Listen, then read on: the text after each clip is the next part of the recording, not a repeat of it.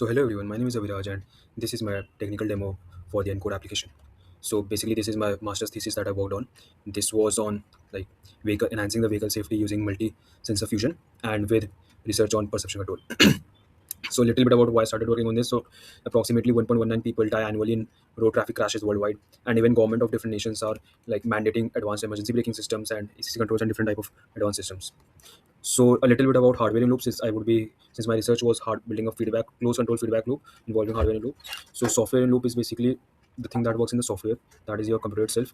There is a physical vehicle that, let's say example of a vehicle that works, and the next is hardware in loop that comes in between a software and a physical vehicle. Now, giving example, let's say you play a piano physically, that is physical system.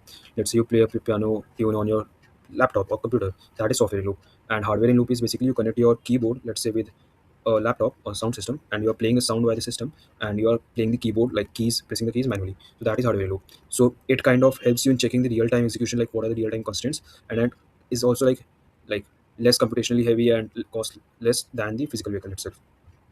A little bit about, let me just pick out the system setup here. So I utilize the IPG car maker simulation software with xpac 4, like let me just go to the system. Okay, so xpac 4, this includes all the sensors and like radar, camera, lidar, and helps in the simulation and computationals.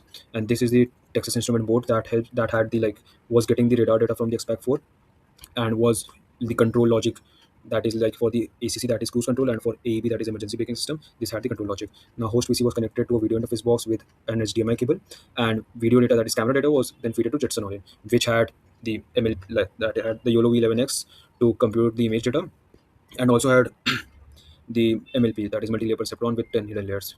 So these two, like I did sensor fusion of that radar data and camera data, and was making the decision based on both of these. I utilized Jetson Orient for camera data because images are heavy, computationally heavy, and perception data is heavy, so need to have like edge device for computing that. So this was the Jetson Orient with a sensor interface card, and this is the Texas Instrument board, and this is the xpac 4, the below one, and the above one is video interface box. So the main engineering aspect that was tough was like going through thousands of pages of documents of car maker, and like debugging, setting up the CAN network, control area network, and like how you are transmitting and receiving the messages. You have to engineering header and code files.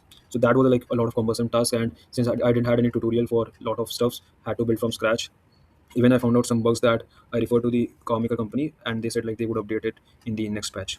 So yeah, that was a pretty good experience, I would say. And the sensor fusion strategy that I adopted was basically like constitutional AI based. That is, you set a certain rules that, let's say camera and radar, it if there is a discrepancy of greater than 15%, then it takes the more convenient ones.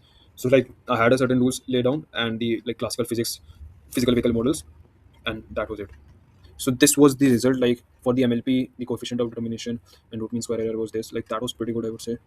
And the inference speed, like serially without Jetson, it was 350 milliseconds, and with Jetson Orient, it got reduced to like 40 milliseconds. Let me give you an example about like how it used to work. So as you can see here, this is like the YOLO V11X that was deployed on the Jetson for detecting the vehicles and all. And the testing scenarios, like there were multiple testing scenarios, but two specific, like that, like says about the incapability of radar and helps in the camera. So like, let me just show you the video itself. So as you can see here, the car is following the bus, and let's say a passenger suddenly comes behind the bus in front of the vehicle. In the radar, since this is only radar system, due to occlusion, the collision happens.